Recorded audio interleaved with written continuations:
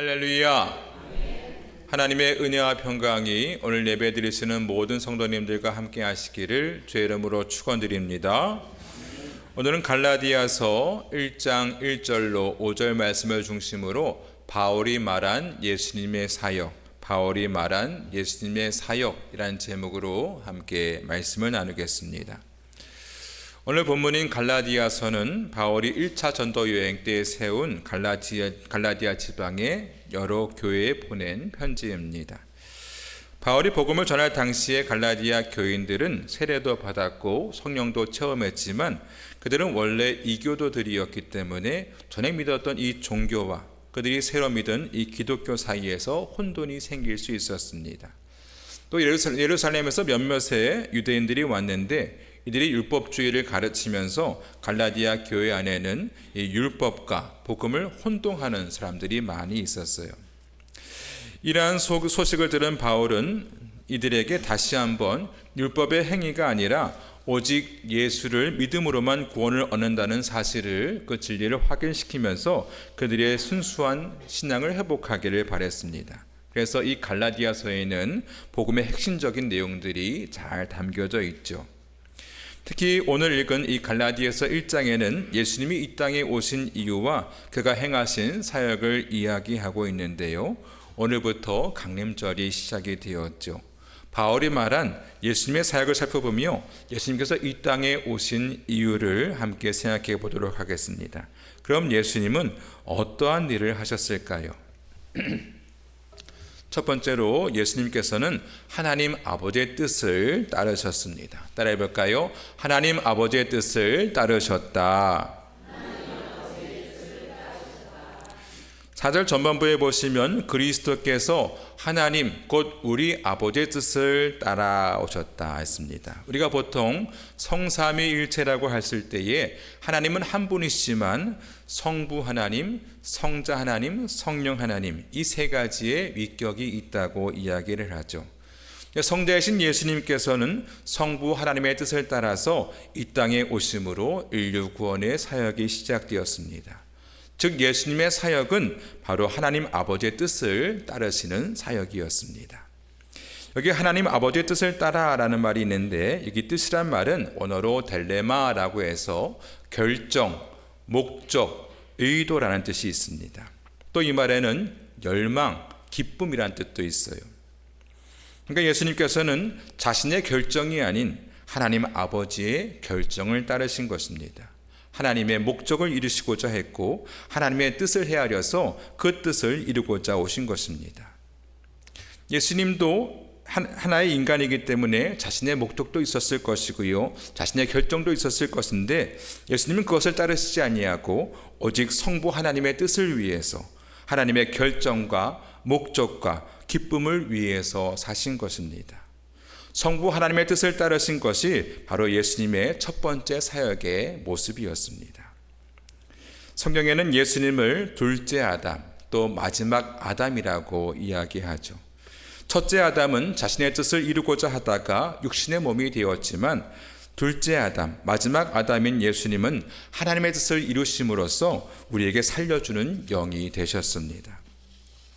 예수님께서는 요한복음 4장에 말씀하시기를 나의 양식은 나를 보내신 이의 뜻을 행하며 그의 일을 온전히 이루는 이것이니라 하셨습니다. 여러분, 양식이라는 게 뭡니까? 우리가 매일 먹는 음식을 가리키죠.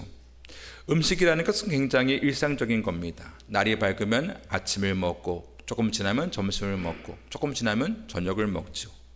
또 다음 날이 되면 어제 먹었다고 안 먹느냐? 그때도 아침 먹고 점심 먹고 저녁을 먹어요. 특별한 일이 아니에요. 근데 그 음식을 먹지 않게 되면 어떻게 됩니까? 배가 고프고 오랫동안 안 먹으면 굶어 죽게 되죠. 음식이라는 것은 굉장히 일상적이면서도 아주 중요한 것입니다. 예수님은 하나님의 뜻을 행하는 것이 당신의 양식이라고 하셨어요. 하나님의 뜻을 굉장히 일상적이면서도 중요하게 생각하셨다 하는 것이죠. 예수님께서 그러하셨듯이 우리도 하나님의 뜻을 일상적이지만 중요하게 여기며 살아가야 할 줄로 믿습니다. 예수님께서 십자가에 지시긴 마지막 날 밤에 겟세마네 동산에 올라가서 기도하셨습니다. 그때 주님께서 이렇게 기도하시죠. 내 아버지요, 만일 할만하시거든 이 잔을 내게서 지나가게 하옵소서. 그러나 나의 원대로 마시옵고 아버지의 원대로 하시옵기를 원하나이다. 예수님은요, 그 잔이 너무나 쓰다는 것을 알고 계셨어요. 그래서 인간적인 생각으로는 정말 할 수만 있다면, 피할 수만 있다면 그 잔을 피하고 싶으셨습니다. 하지만 그 잔은 예수님이 아니라면 누구도 마실 수 없는 고통의 잔이요, 변하지 않는 하나님의 뜻이었던 것이죠. 그래서 예수님은 하나님 아버지의 뜻을 따라서 기꺼이 순종하기로 결정하십니다. 아버지의 원대로 내가 따르겠습니다.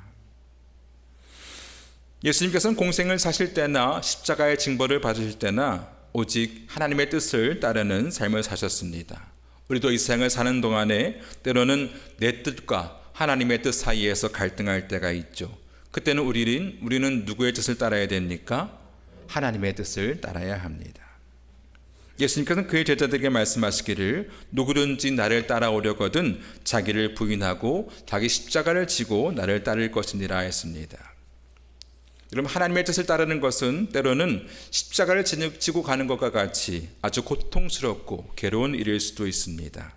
그것은 나 자신을 부인하는 일이기 때문에 그렇고요. 또 나 자신을 십자가에 못 박는 일이기 때문에 그러한 것입니다. 그래도 그 길이 하나님의 뜻이라면 우리는 기꺼이 그 길을 따라가야 할 줄로 믿습니다.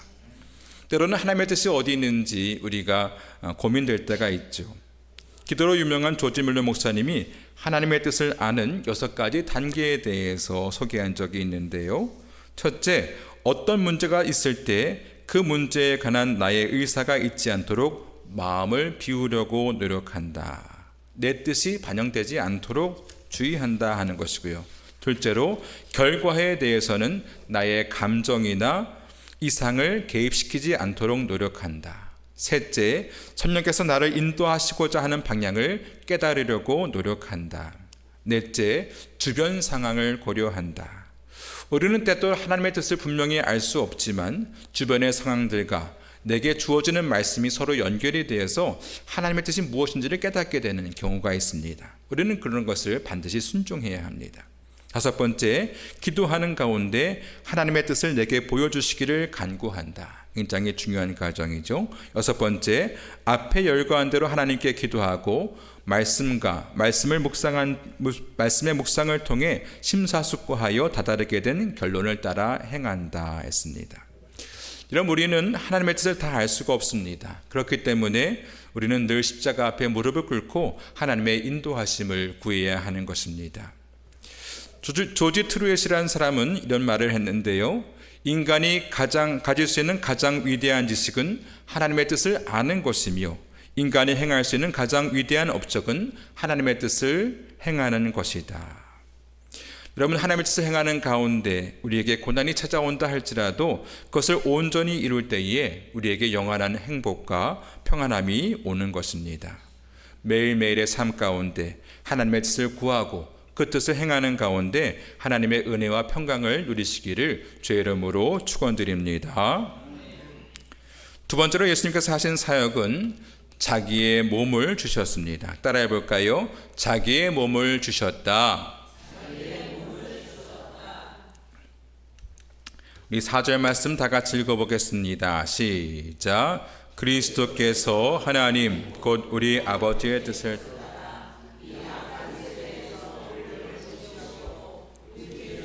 해석하기 위하여 자기 몸을 주셨으니. 아멘. 예수님께서는 하나님의 뜻을 이루시기 위해서 이 땅에 오셨고요. 또 십자가에 달려 자신의 몸을 내어주셨습니다. 여기 주셨다 하는 말은요, 원어로 디도미라고 해서 놓다, 두다, 증여하다 이런 뜻을 가지고 있습니다.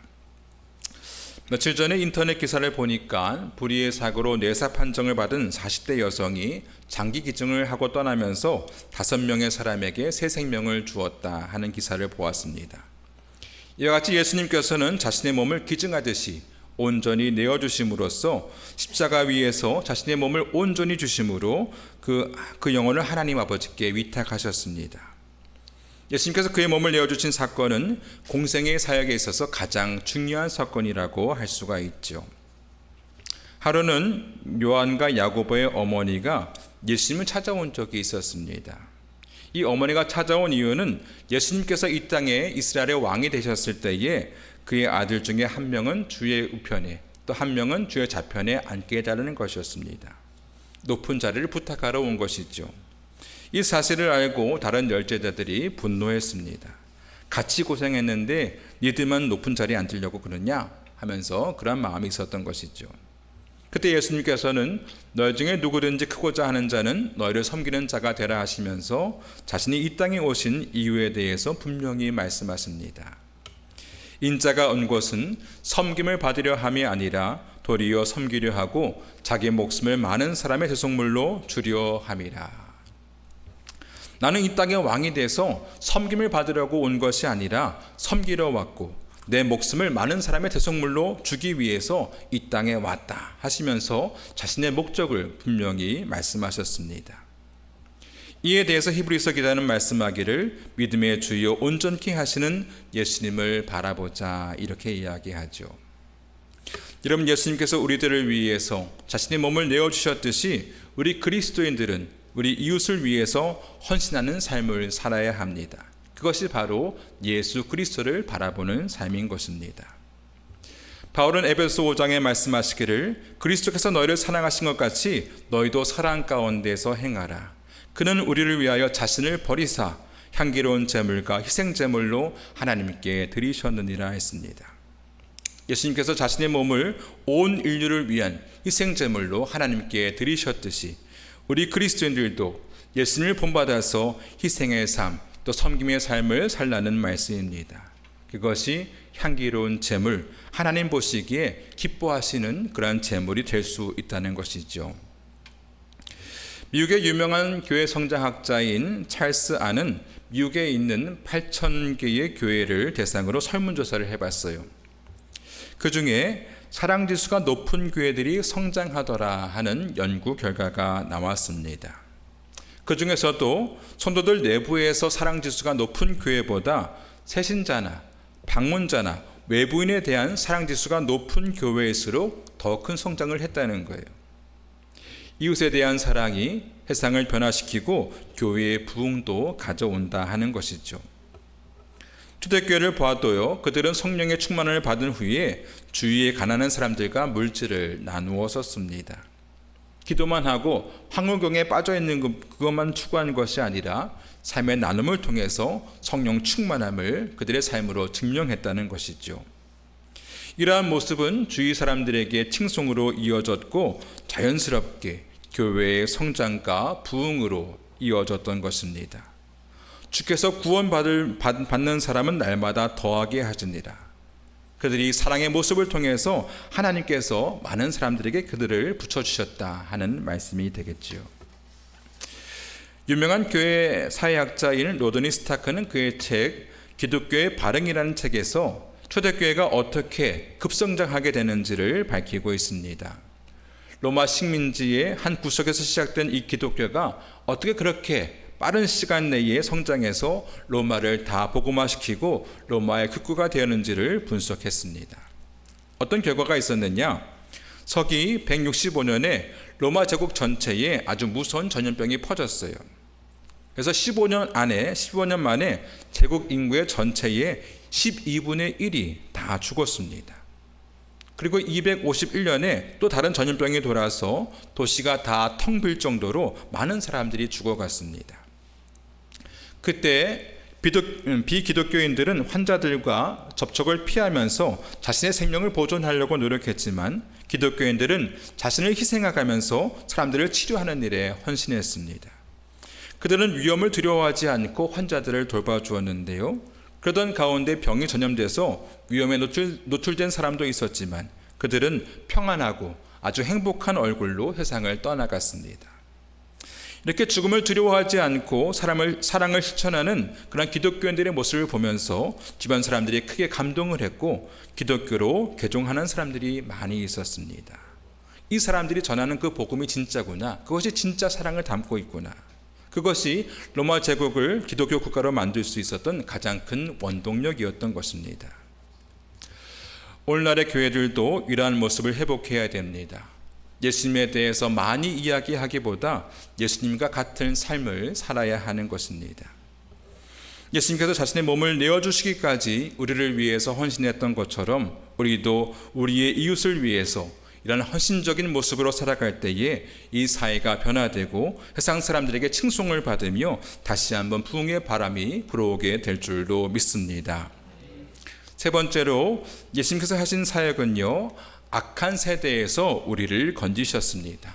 따라해 볼까요? 악한 세대에서 우리를 건지셨다. 4절 말씀에 보면 그리스도께서 하나님 곧 우리 아버지의 뜻을 따라 이 악한 세대에서 우리를 건지시려고 했습니다. 예수님께서 하신 세 번째 사역은 바로 우리를 악한 세대에서 건지신 것입니다. 즉 죄로부터 우리들을 구원하셨다 하는 것이죠. 예수님께서 하나님의 뜻을 순종하셔서 이 땅에 오시고 또 자신의 몸을 십자가에 온전히 내어주심으로써 우리를 죄에서 구원해 주신 것입니다. 여기 건지시려고 라는 말은 원어로 엑사이레오라고 해서 넘겨주다, 구해내다, 해방시키다 이런 뜻을 갖고 있습니다. 예수님께서는 이 악한 세대에서 우리를 구해내시고 우리를 죄에서 해방시키셨습니다.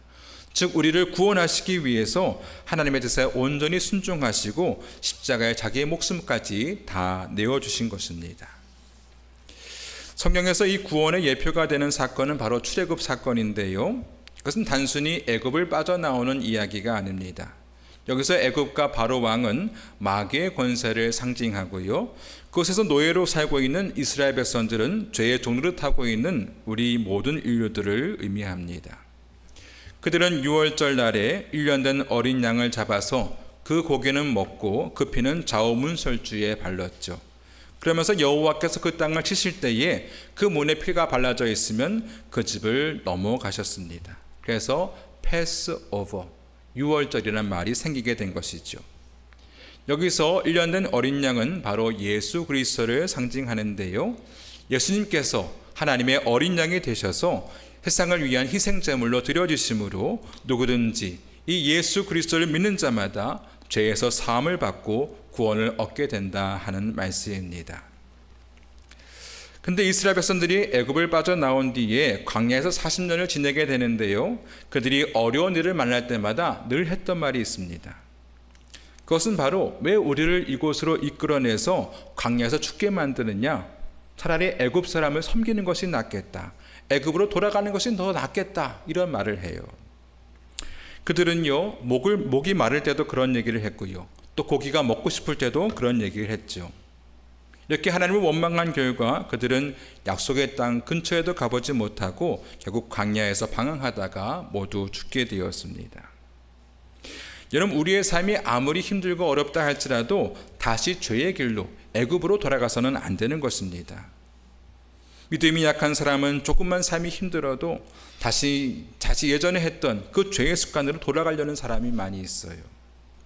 광야에서 하나님을 원망하고 애굽으로 돌아가자 했다고 했던 이 이스라엘 백성처럼 다시 죄의 습관으로 돌아가 버리고 마는 것입니다.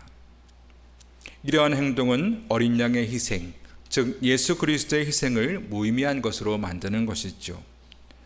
광야에서 방황하며 죽었던 그 이스라엘 백성들과 같이 우리는 악한 길로 돌아서는 안 될 줄로 믿습니다. 여러분, 주님께서 그 고난의 십자가를 지신 것은 우리를 악한 세대에서 구원하시기 위해서, 우리를 죄에서 구원하시기 위해서 그렇게 하신 것입니다.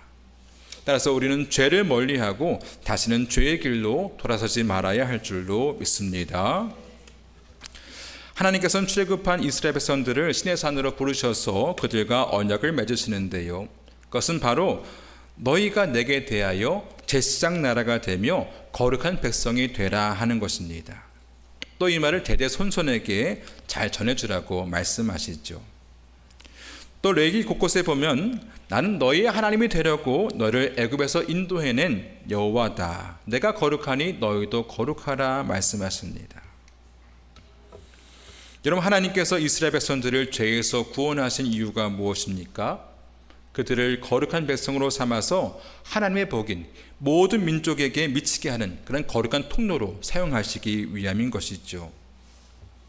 여러분, 하나님께서 우리들을 구원하신 이유도 마찬가지입니다.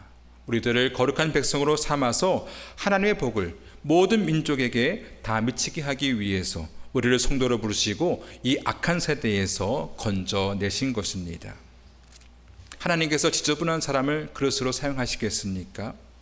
우리는 순결한 신부와 같이 죄를 멀리하고 구별된 삶을 통해서 하나님의 복의 통로로 쓰임받는 그러한 사람들이 되어야 할 줄로 믿습니다. 오늘 말씀에서 사도 바울은 복음으로 혼탁해진 이 갈라디아 교회를 향해서 예수님의 사역을 정리하며 이야기했죠. 이것은 예수님께서 이 땅에 오신 이유와도 부합되는 일이었습니다. 우리 예수님의 사역은 하나님 아버지의 뜻을 따르는 사역이었고요, 또 자신의 몸을 온전히 내어주셨고요, 이 악한 세대에서 우리를 건져내셨습니다. 우리도 이러한 예수님을 본받아서 내 뜻이 아닌 하나님의 뜻에 순종하며 우리의 몸을 희생하여서 우리의 이웃을 사랑하고 거룩한 주의 신부로 하나님의 복을 모든 민족에게 전달하는 복의 통로들이 다 되어야 할 줄로 믿습니다. 바라기는 우리 모두가 이러한 삶을 통해서 하나님께 영광 돌리는 그런 복된 인생들이 다 되시기를 주의 이름으로 축원드립니다. 우리 함께 찬송하고 기도하겠습니다.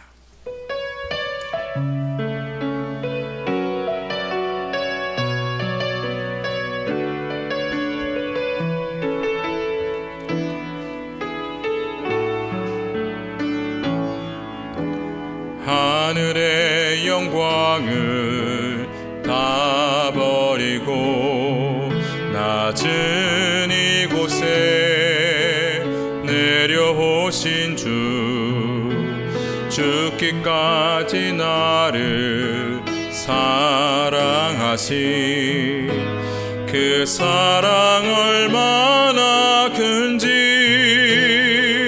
우리가 높아지면 그가 낮추시니 우리가 낮아지면 그가 높이시니 하나님이 원하시는 세상으로 나 자신을 낮추는 섬김으로 내 발을 닦아주사 먼저 섬기시고 서로 사랑하라고 말씀하시었네. 하나님이 원하시는 세상으로 나 자신을 드리는 섬김의 모습이 되기를. 다시 한번 찬양합니다.